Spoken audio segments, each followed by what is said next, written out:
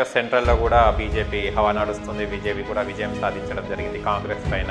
ఇది ఏమంటారు మోడీ గారి గురించి? ఈసారి మోడీ ప్రధానమంత్రి అవుతాడు అనేది క్వశ్చన్ మార్కేనా? క్వశ్చన్ మార్క్ కూడా కాదు.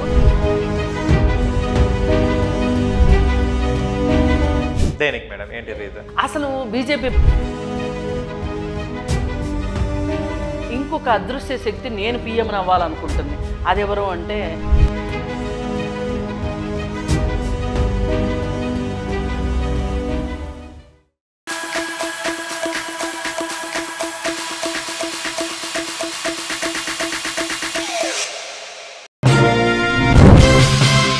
హాయ్ హలో నమస్తే, వెల్కమ్ టు సోషల్ పోస్ట్. నేను మీ యాంకర్ పప్పు. ఈ రోజు మనతోని స్పెషల్ గెస్ట్ ఉన్నారండి. ఆ గెస్ట్ ఎవరు కాదు, సోషల్ యాక్టివిస్ట్ కృష్ణకుమారి గారు ఉన్నారు. ఆయన చూస్తే కనుక ఎన్ని రోజులలో చూస్తున్నాం మనం ఆంధ్ర ఎలక్షన్స్ ఫలితాల గురించి. ఇలా ఫలితాలు కూడా రావడం జరిగింది. ఆయన కృష్ణకుమారి గారు ఏం చెప్తారో తన మాటలు తెలుసుకొని ప్రయత్నిద్దాం. నమస్తే మ్యామ్. నమస్తే. ఎలా ఉన్నారు? బాగున్నాను.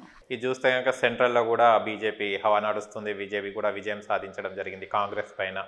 ఇది ఏమంటారు మోడీ గారి గురించి? ఇది థర్డ్ టర్మ్ అవలేదు, ఇంకా కాలేదు, ఇంకా అప్పుడే డిసైడ్ కాలేదు. ఇప్పుడు అప్పుడే డిసైడ్ కాలేదు, అంత ఈజీగా కూడా లేదు. ఈసారి మోడీ ప్రధానమంత్రి అవుతాడు అనేది క్వశ్చన్ మార్కేనా? అది క్వశ్చన్ మార్కే. క్వశ్చన్ మార్క్ కూడా కాదు, ఓకే. అవ్వడు అనేది వాస్తవం. దేనికి మేడం, ఏంటి రీజన్? ఎందుకనంటే అసలు బీజేపీ పార్టీలోనే ఒకరికొకరికి పడట్లేదు. ఇప్పుడు నితిన్ గడ్కరీకి పిఎం చేయమని ఆర్ఎస్ఎస్ వాళ్ళు చెప్తున్నారు. ఓ పక్కన యోగి ఆదిత్యనాథ్కి పిఎం అవ్వాలని ఉంది. వీళ్ళిద్దరికీ ఉంటే వీళ్ళిద్దరూ ఇలా ఉండగా ఇంకొక అదృశ్య శక్తి నేను పిఎం అవ్వాలనుకుంటుంది. అదెవరు అంటే అమిత్ షా. అవును. ఈ 4 కుర్చీలాట నడుస్తూ ఉంది ఇక్కడ. ఇప్పుడు డిస్కషన్ జరుగుతూ ఉంది. ఇవాళ అవునన్నా కాదన్నా మోడీ హవా తగ్గిపోయింది. మోడీ గాలి తీసిన బెలూన్ అయిపోయింది. ఆయన ఎంత గాలి కొట్టుకోవాలని చూసినా అది లేదు. ఆయన ఏదో చావు తప్పి కన్నులొట్టపోయినట్టు గెలిచాడు తప్పితే మొదటి 4 రౌండ్లో డౌనే ఉన్నాడు. కాబట్టి మోడీ ప్రధాని కాడు. అయితే ఇప్పుడు నితిన్ గడ్కరీ అవుతాడా, యోగి ఆదిత్యనాథ్ అవుతాడా, లేదు అనుకుంటే అమిత్ షా ఏమన్నా లాక్కోగలుగుతాడా అనే ఒక పరిస్థితిలో ఇది జరగాలన్నా చంద్రబాబు నాయుడు సపోర్ట్ ఇవ్వాలి. ఇక్కడ వచ్చిన సీట్లు ఉన్నాయి 18 సీట్లతోటి చంద్రబాబు నాయుడు చక్రం తిప్పబోతున్నాడు ఇప్పుడు జాతీయ రాజకీయాల్లో. ఆల్రెడీ చర్చలు మొదలైపోయినాయి. మోడీ కూడా ఫోన్ కాల్ చేయటం జరిగింది. నితిన్ గడ్కరీ ఎన్డీఏ కన్వీనర్గా ఉండమని అడగటం జరిగింది. నాకు 48 గంటల టైం కావాలని చంద్రబాబు నాయుడు చెప్పటం కూడా జరిగింది. కానీ ఆంధ్రప్రదేశ్ రాజకీయాల్ని, తెలంగాణ రాజకీయాల్ని, జాతీయ రాజకీయాల్ని సునిశ్చితంగా గమనిస్తే గనక ఇవాళ చంద్రబాబు నాయుడు చేయవలసిన పని ఏంటి అంటే ఇండియా కూటమిలోకి రావాలి. వస్తే ఆంధ్ర ప్రజలకి మోడీ చేసిన అన్యాయానికి సమం అవుతుంది.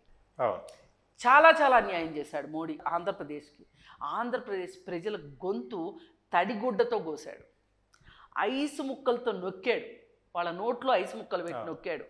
అంత దుర్మార్గము, అంత దారుణము ఏ ప్రధాని చేయకూడదు. ప్రధాని అంటే అన్ని రాష్ట్రాలని సమంగా పరిపాలించాలి. ఒక తండ్రి లాంటివాడు. తండ్రి ఇంట్లో పిల్లల్ని అందరినీ ఎలా చూసుకుంటాడో, ఒక ఊరి పెద్ద ఊర్లో వాళ్ళందరూ సమానమైన చూస్తాడో ఒక దేశ ప్రధాని అలా చూడాలి. కానీ దేశ ప్రధానిగా మోడీ అన్యాయం చేయలేదు ఆంధ్రప్రదేశ్కి. ఆంధ్రప్రదేశ్కి ఈవేళ అనాథలాగా ఒక రాజధాని లేని రాష్ట్రంగా ఆంధ్రప్రదేశ్ నిలబడిపోయింది 4 రోడ్ల కూడల్లో. అంటే ఈ పాపం మొత్తం మోడీదే.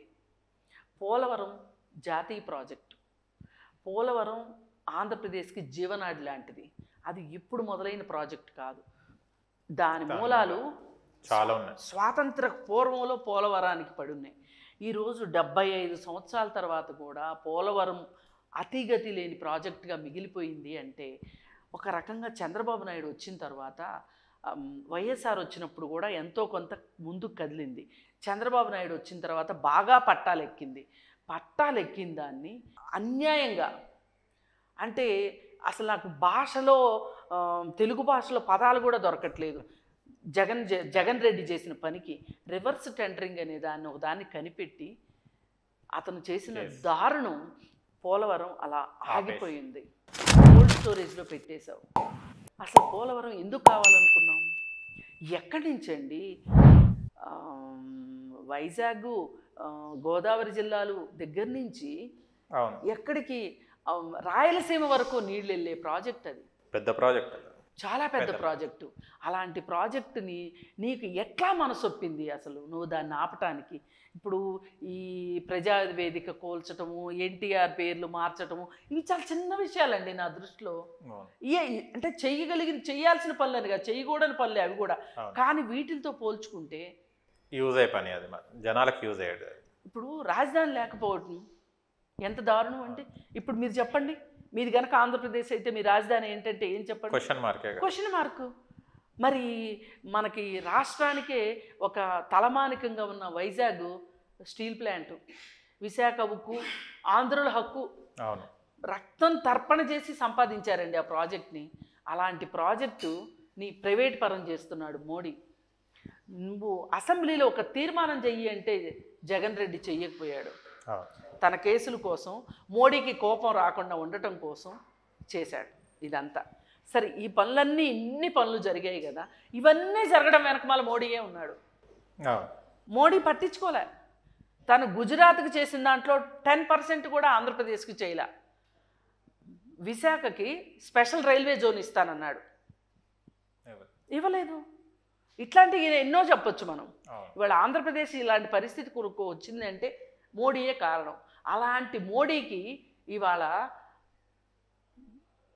చంద్రబాబు నాయుడు నామం పెట్టడంలో తప్పు లేదు. మన రాష్ట్రం కోసం మంచి పెట్టాలి. మోడీకి నామం పెట్టాల్సిందే. పెడతారంటారా? మంగళం పాడాల్సిందే. పెడతారని నేను అనుకుంటున్నాను. ఎందుకంటే ఆల్రెడీ శరద్ పవార్ ట్వీట్ చేశాడు, 40 సంవత్సరాల సుదీర్ఘ మచ్చలేని రాజకీయ జీవితం మీది, ఇవాళ మీరు జాతీయ రాజకీయాల్లో మీరే అర్హులు అని చెప్పి ఆయన శుభాకాంక్షలు పంపించారు.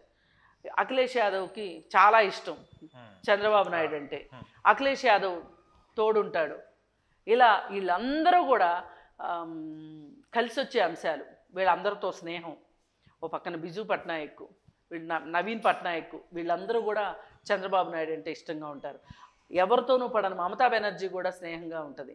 స్టాలిన్. ఇవన్నీ జరిగితే గనక ఇది ఒక్క చంద్రబాబు నాయుడు ఒక మంచి నిర్ణయం తీసుకుంటే వీళ్ళందరికీ మధ్యలో ఊరు మధ్యలో బొడ్రాయిలా ఉన్నాడు ఇవాళ చంద్రబాబు నాయుడు.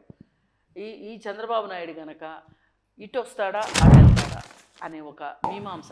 ఆ రోజు కూడా పరిగెట్టి మోడీ ముందరకాళ్ళకి బంధాలేసి చంద్రబాబు నాయుడిని ఎన్డీఏ కూటమిలో చేర్పించుకున్నది కూడా ఇందుకే. అక్కడ నితీష్ని బీహార్లో అటు నితీష్ని పట్టుకున్నాడు, ఇతన్ని పట్టుకున్నాడు. వీళ్ళిద్దరూ ఎన్డీఏ కూటమిలో లేకపోతే ఇవాళ 100 సీట్లు కూడా వచ్చే కాదు ఎన్డీఏ కూటమికి. ఇక్కడ అసలు వేయిపోయేవాళ్ళు. ఈ పరిస్థితుల్లో ఇవాళ జాతీయ రాజకీయాల్లో మోడీ ప్రభ క్రమక్రమంగా అయిపోయింది, మసకబారిపోయింది ఆయన వ్యవహారం అంతా. ఈ పరిస్థితుల్లో ఇవాళ కాంగ్రెస్లో ఒక బీజేపీ పార్టీలో ఒక నాయకత్వ లేమి, రాజకీయ శూన్యత కనిపిస్తుంది. వాళ్ళు సీట్లు వచ్చినాయి అనుకుంటున్నారు, కానీ ఈ సీట్లన్నీ వాళ్ళవి కాదు. వాళ్ళ చుట్టూ ఉన్న వాళ్ళ సీట్లు. అందుకోసం ఏంటి అంటే అసలు రాహుల్ గాంధీని కూడా అంతే కదా, పప్పు అని ఎగతాళి చేశారు. రాహుల్ గాంధీ ఇవాళ దేశమంతా తిరిగాడు, 2 రకాల పర్యటనలు చేస్తే అంత వీళ్ళని చేయమనండి. అదేగా, న్యాయయాత్ర చేశాడా, జోడో యాత్ర చేశాడా? మరి ఎంత అతను మాట్లాడే మాటలో ఎంత పరిణితి ఉంటుంది? ఒక్కటన్నా మనం వేలెత్తి చూపించే మాట ఉంటుందా? రెస్పెక్టబుల్గా మాట్లాడతాడు. పైగా ప్రజల్ని రెచ్చగొట్టేటట్లు మాట్లాడడం. మోడీ చేసింది ఏంటి? ఏమన్నాడు? హిందువుల ఆస్తులన్నీ తీసుకుని మంగళసూత్రాలు లాగేసుకుని మైనారిటీలకు ఇచ్చేస్తారు కాంగ్రెస్ వాళ్ళు వస్తే అన్నాడు. ఆ మాటకు భయం వేస్తుందా? భయమేదా? ఇప్పుడు ఆంధ్రాలో ల్యాండ్ టైటిలింగ్ యాక్ట్ విషయంలో భయపడే కదా ప్రజలు నిరాకరించినప్పుడు. ఒక రకంగా జగన్కి మంగళం పాడింది అక్కడనే కదా. ఆయన చేతితో ఆయనే నెత్తిని పెట్టుకొని భస్మాసుర హస్తం లాగా చేసుకున్నాడు, ఆయనే నాశనం అయిపోయాడు కదా. అట్లాగే మోడీ ఈ మాట చెప్పేసరికి ఆయన మతం కార్డు వాడాడు, ఓ పక్క హిందుత్వ కార్డు వాడాడు, ఓ పక్కన మైనార్టీల మీద విషం చల్లాడు, ఇన్ని రకాలు చేశాడు. అసలు వీటన్నిటికన్నా ముఖ్యమండి, ఢిల్లీలో ఆ రోజు కరోనా వచ్చిన టైంలో అసలు కరోనా వచ్చింది ముస్లింల వల్లే అని ప్రచారం చేశాడు. జమాత్ నుంచి వచ్చిన వాళ్ళ నుంచి మర్కజే అది ఉంది కదా దాని గురించి. అంటే ప్రతిసారి ఒక సందర్భం దొరికిన ప్రతిసారి ముస్లింలని అతను బదనాం చేస్తూ దాని ద్వారా హిందువుల మనోభావాల్ని ముద్దు చేస్తూ హిందువుల మనోభావాల్ని గెలుచుకోవాలి, తద్వారా తను గెలవాలి అనుకున్నాడు తప్పితే మంచి పనుల ద్వారా గెలవాలి అని అనుకోలేదు, ఏనాడు అలా చేయలేదు.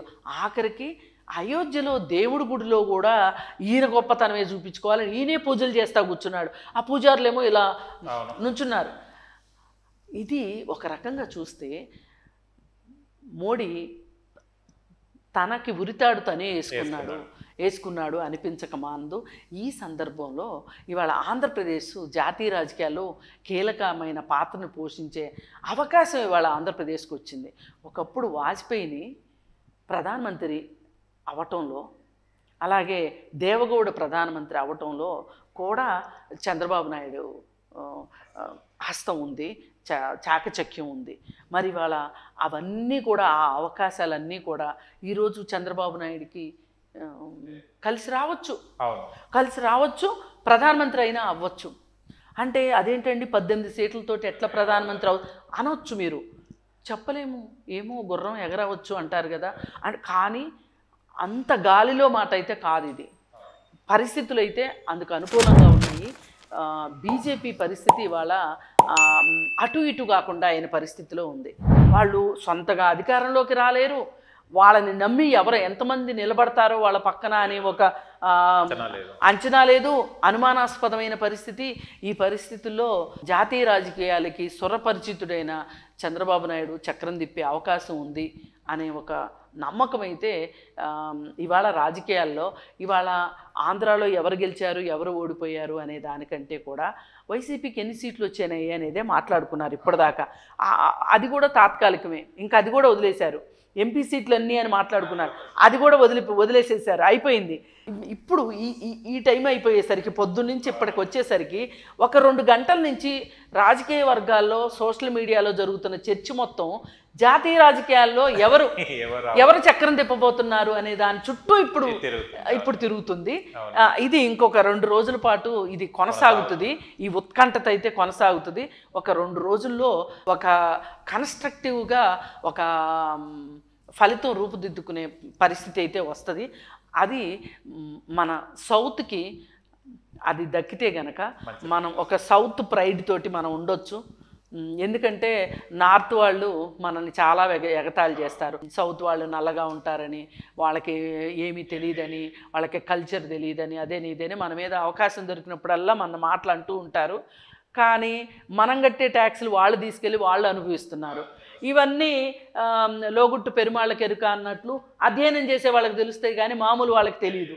అందుకని సౌత్ దెబ్బ ఏంటి, గోల్కొండ దెబ్బ అంటారు కదా, అదేదో ఒక సినిమాలో ఉంది, బాబులుగాడి దెబ్బ గోల్కొండ దెబ్బ అని ఏదో డైలాగ్ ఉంది. అట్లా మన సౌత్ దెబ్బ చూపెట్టాలని, సౌత్ అంటే ఏంటో నార్త్ వాళ్ళకి రుచి చూపించాలని నేను కోరుకుంటున్నాను. Thank you madam, thank you so much. చూద్దాం ఎవరి లాస్ట్కి ఆ క్వశ్చన్ మార్క్ కనుక ఏమవుతుందో ఫిల్ అవుతుందో లేదో చూద్దాం madam. Thank you so much. చూశారు కదా ఫ్రెండ్స్, మీకు కనుక మా వీడియో నచ్చి లైక్ చేయండి, షేర్ చేయండి, కామెంట్ చేయండి, సబ్స్క్రైబ్ ఛానల్ అక్కడ గంట సింబల్ టంగును కొట్టండి. నేను మీ యాంకర్ పప్పు, బాయ్ బాయ్.